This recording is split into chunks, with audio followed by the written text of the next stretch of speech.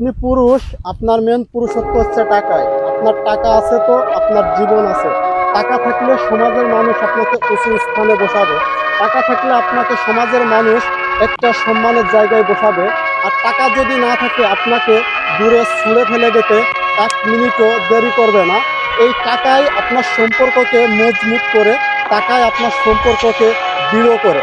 আর টাকা যদি আপনার কাছে না থাকে তাহলে রক্তের সম্পর্কটাও পর হয়ে যায়। আপন মানুষও বলবে যে তুমি খাইছো কি খাওনি। দাওয়াত করবে দূরে আত্মীয় স্বজনকে, কিন্তু রক্তের সম্পর্ক কাছের ব্যক্তিগুলোকেও দাওয়াত করবে না। কেন জানেন? আপনার টাকা নেই।